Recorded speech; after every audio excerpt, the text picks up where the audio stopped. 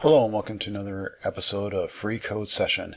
My name is Jason Bach, and I still have a cold. I do feel better today than I did yesterday. I woke up and I hadn't slept very well, and I think I had like 4 hours of sleep. And after the kids went to school, I just went back to, actually before they went to school, I went back to bed and I ended up falling asleep for like an hour or two. And my wife actually laid on top of the blankets, and she rolled the blankets on top of me. She's so nice. And I went downstairs to start working, and I just said, no, I'm taking a day off. I can't think straight. I couldn't even think. It was just like nothing going on upstairs. So took a day off. And today I still feel, congested and stuff, but I do feel better. So I'm going to spend a little bit of time today starting to test LOLCode.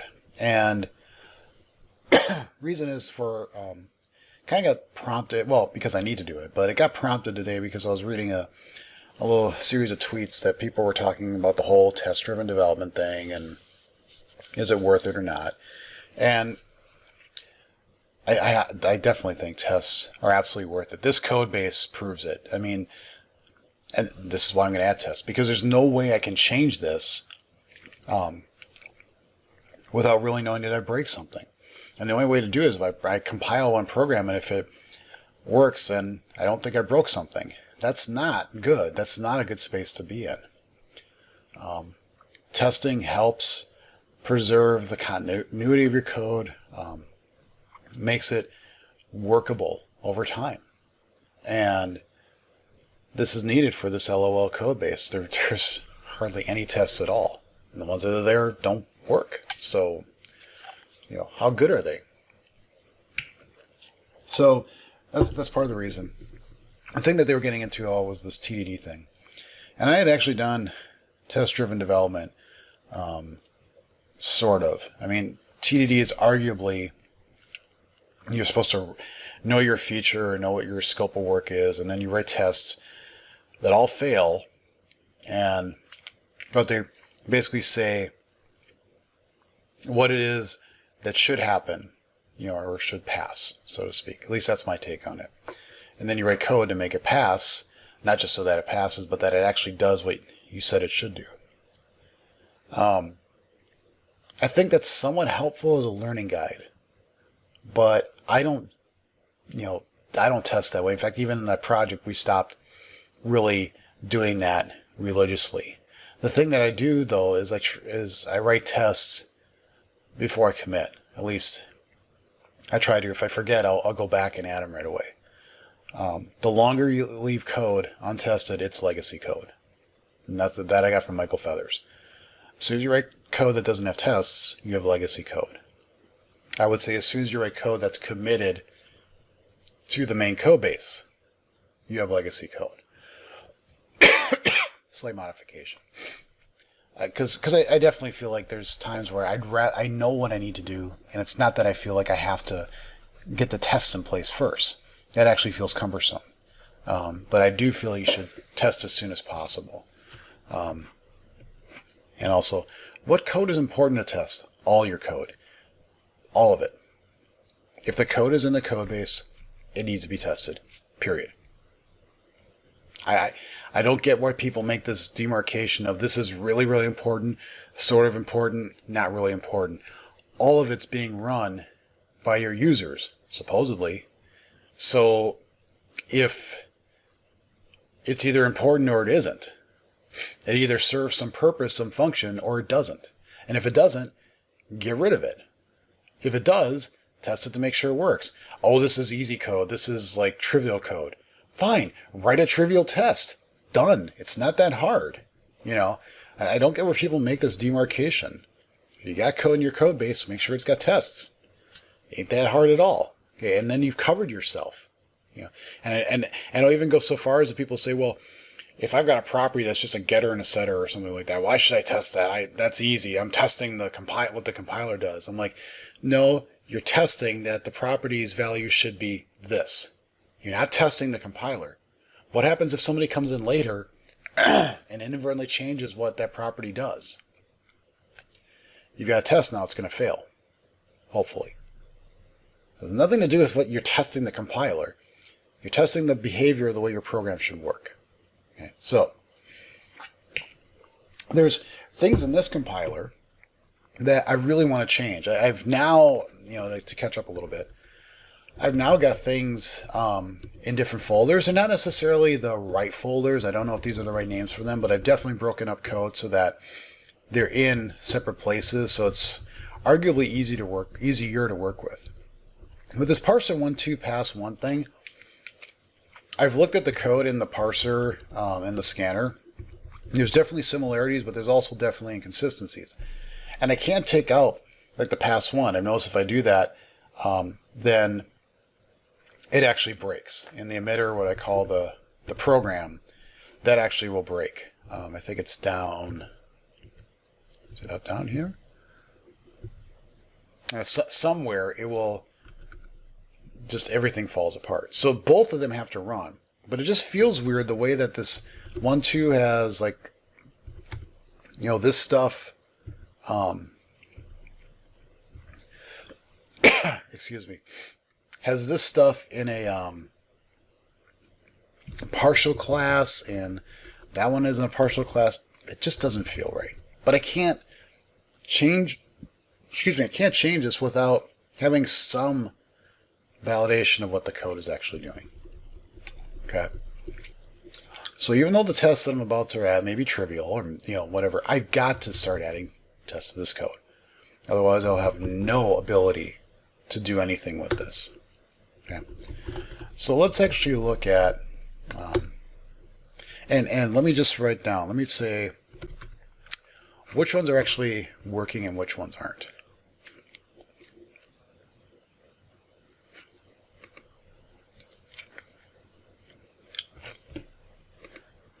Maybe I should do live testing. I don't know.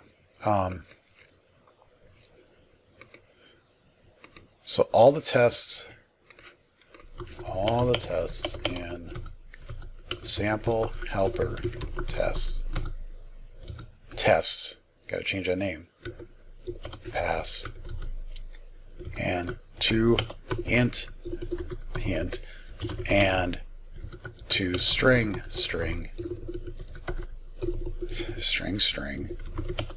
tests, pass, and utils tests. Okay. Yeah. Ah!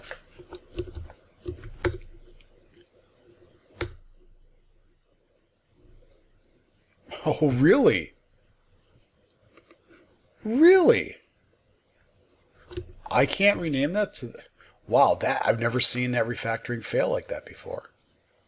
Huh. All right, I know that these can be static. And in this class, we're going to make public static void. Wait, I got space. Submit.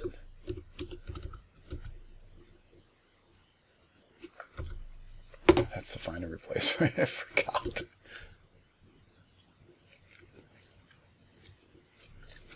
Okay. Just a little. Just string. So if I pass in toString on an object, if it's null, we throw that. Otherwise, we just do a toString on it. Okay. Well, wait a minute. That seems weird. Cheeseburger are not equal. Why would I do the not equal there? That seems really odd to me. I'm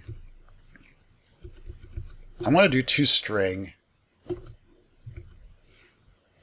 Let's do this. I want to say toTest public static void toString with null. And I should be able to do this with an expression body member. Expression question mark member. Assert that utils.toString null throws type of invalid It's not invalid, it's...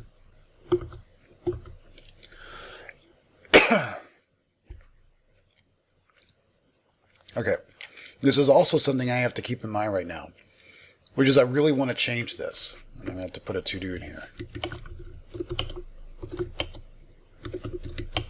Arguably, this should throw argument null exception, but I don't want to change behavior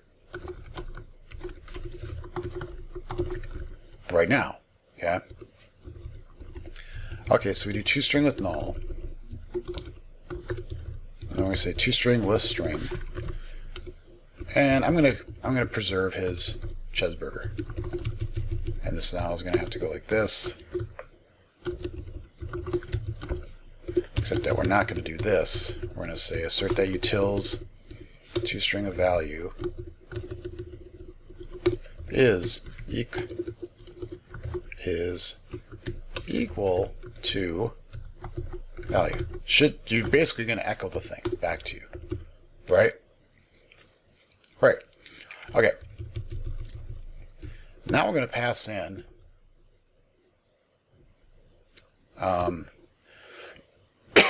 just something. toString with object. Okay. Except what I want to do is have private sealed class toString test. Override toString. No.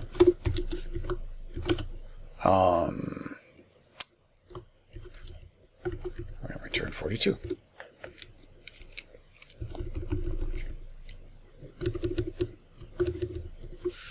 String test as object. So now if I pass in value, this should be equal to 42. And to me, I like having separate tests generally. It doesn't mean that you have to, but I generally try to make them more. Oh, we already did have a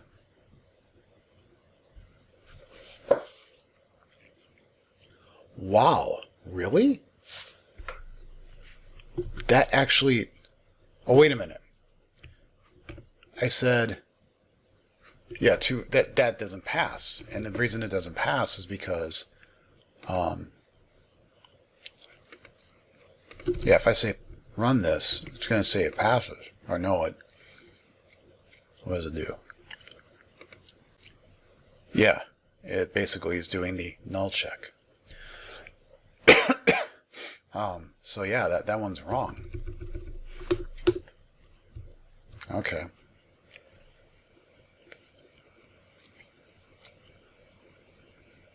And we don't have yeah, hold on, let me run this again. So also make sure that we got so ours passed now. The toString dictionary does not, because yeah, we don't handle a dictionary. It's not what the code does. We don't care about that.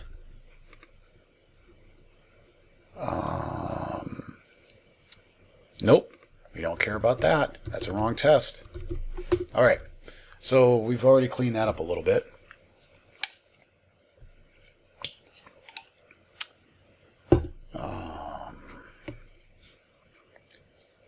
Why would you do this twice? This again is something that makes me go, I don't get it.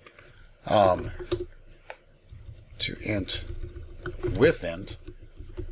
So we're going to say assert that utils toInt value is equal to value.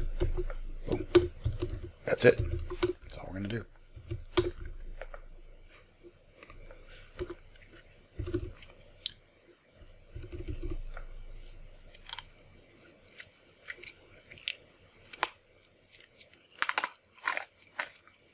Okay.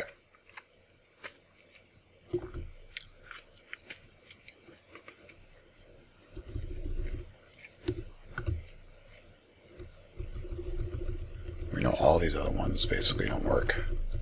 So that actually gives us a clean slate again. Okay. I'm doing 15. Okay. If I give it a float,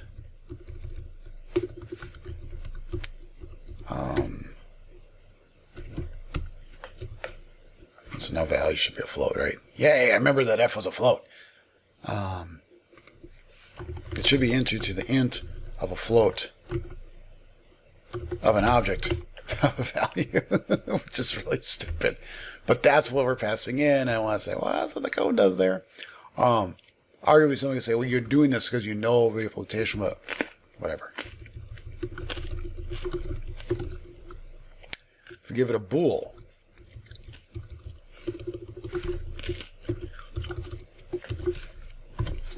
all right, I'm going to do both of them. A true bool is equal to,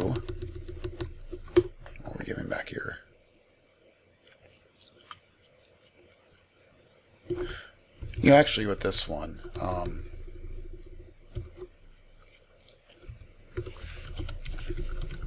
mean, I guess this is being a little...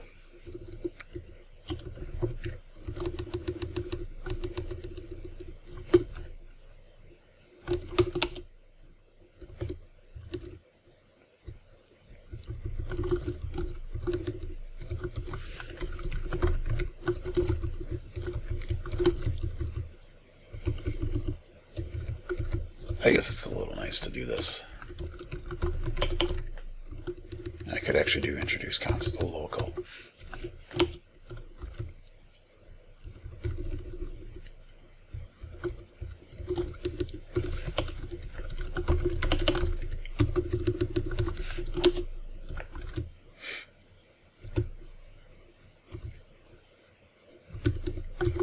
Okay.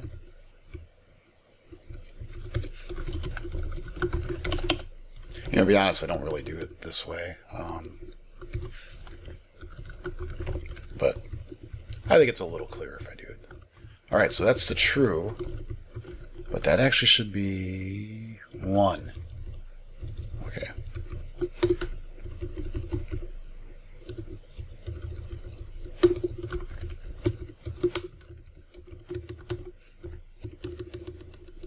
All right. Now, if it's a string that does parse to an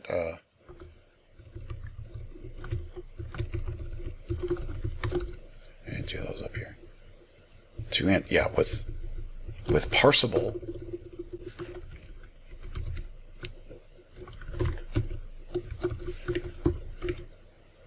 What the heck?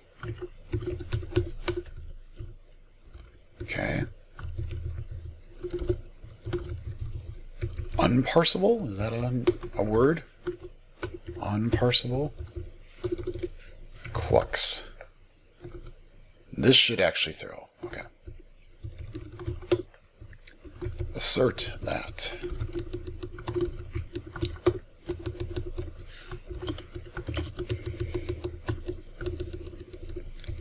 Throws type of invalid. Cast exception.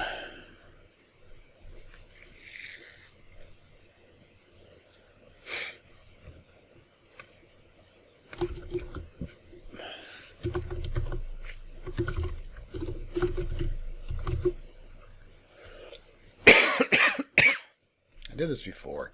Do I really care? No, I don't right now. I don't.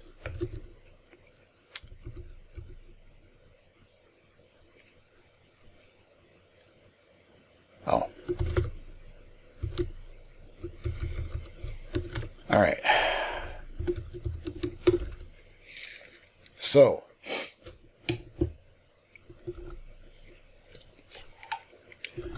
let's do GUID.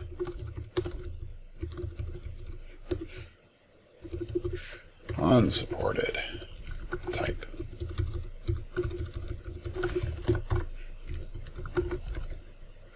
And I guess you could say, you know, the message should be correct. I feel like right now when I'm talking at times, that I sound like that guy from Alien Resurrection. I probably don't. I'm going to listen back to this and go, no, you don't. But in my head, what I'm hearing right now, the captain, I remember what his name was. I forget the name of the ship, but he had this really grovelly voice. And it just stood out. I always remember that character because of that voice he had. And that's what I feel like I have right now for some reason. Oh,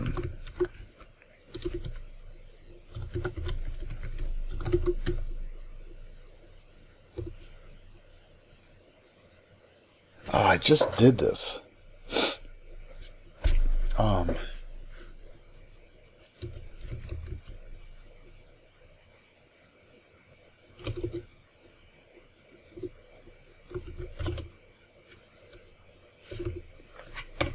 I bet if I just did this in a video, right?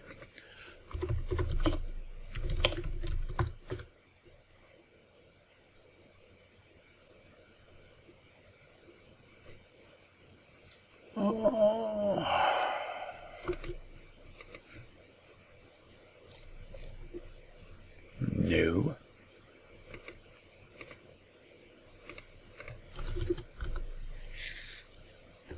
Shows you how much I remember stuff.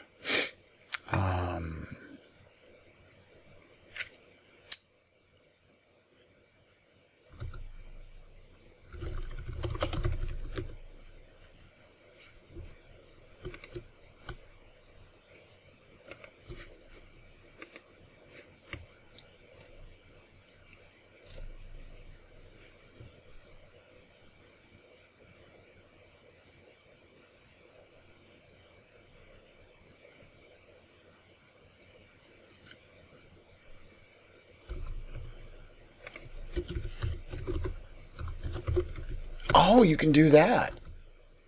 Oh, that's even better.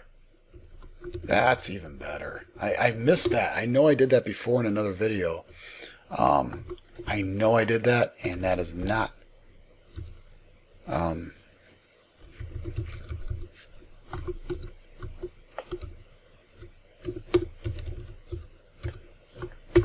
not how I did it before, but now I know. I like that a lot better. A lot better. All right. So, what we can say here is same thing, I guess, for now. And message equal to type of GUID name. Let's run all these. Do they all pass? Oh.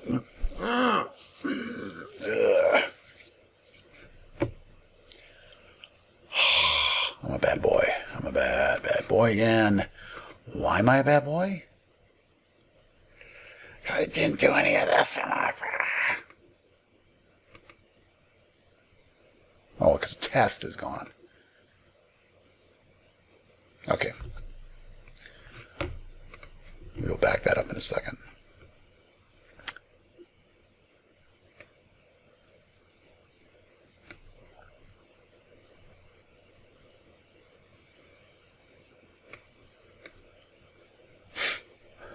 Okay, what the hell?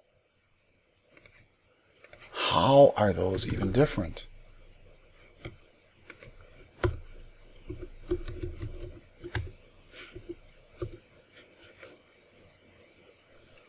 Oh, I somehow... Really?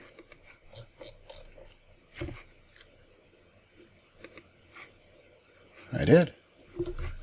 I somehow put... I don't know how I did that. I'll see in the video later how I did it, but... Okay. So I'm going to copy all this. I'm going to put this in a class here. Wow. I can take this. What? Oh, no. Back that up. Put that there. Okay. Now I'm going to come in here and say discard those. Okay. This one I'm going to just put in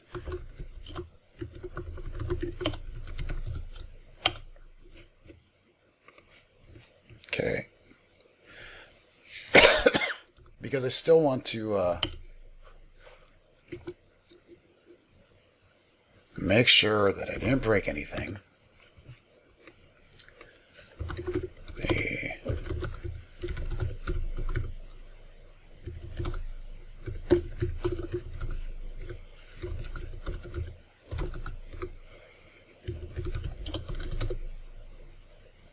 Oh.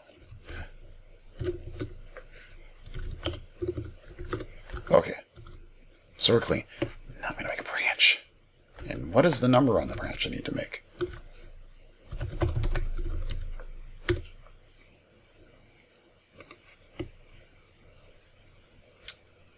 Number 2.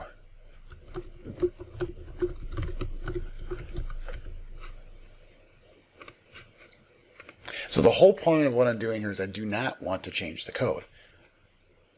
I don't want to change what this is doing at all whatsoever. Okay.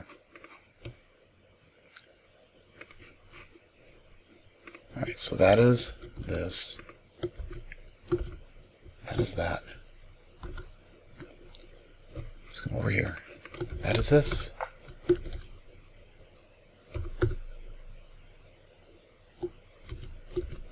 And that is that. Let's see where our test coverage is now.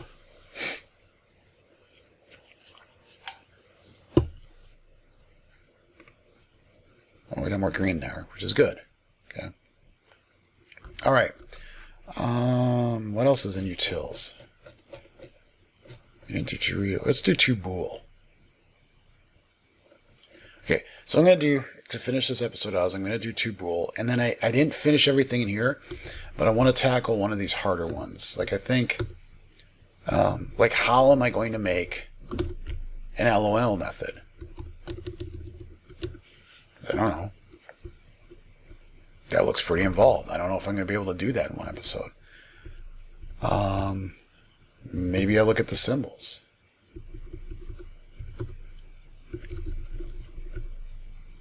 Well, that one I could do. Local ref, I should be able to do. Symbol ref. Well, that's an abstract class. But the point is I got to start picking some of these harder ones because I'm going to have to dive into them at some point. So I'm going to do that in the next episode. But let's finish this out with some two bools.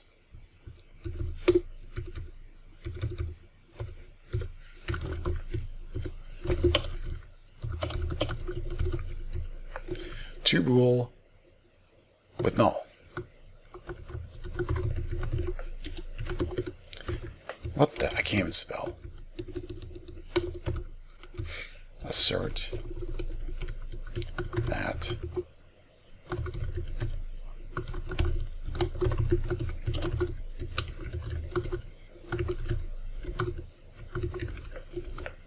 that's so trivial. These are so trivial. I don't need a value and expected.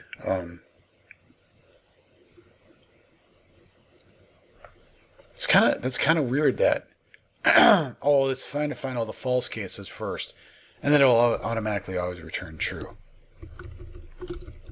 All right, two bool with int with false int. Okay, with false float. That should be a... No, that's a single. That's a decimal, right? No, that's a double. Okay, so I don't know if I actually did this one right up here.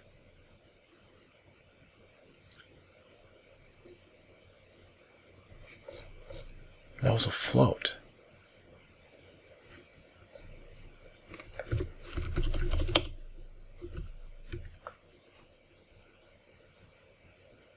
It's a float.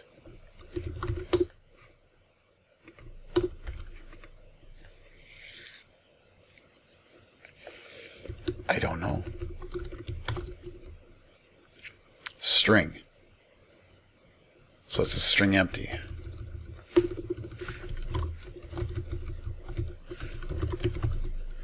And finally, bool. Right? False bool.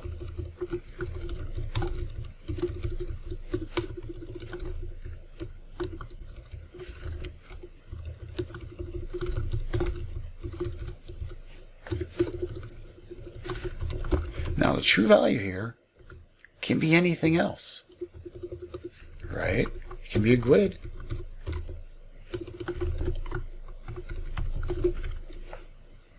It's not false. It's true.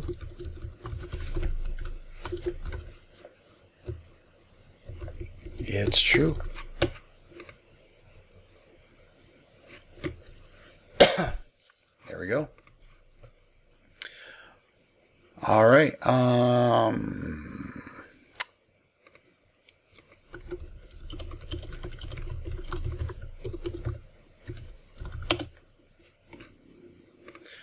Okay. We're going to tackle some harder ones in the next episode, hopefully. And see how far we get with that. So hopefully my voice can hold up for one more episode. So that's it for now. Thank you for watching. See you in the next episode.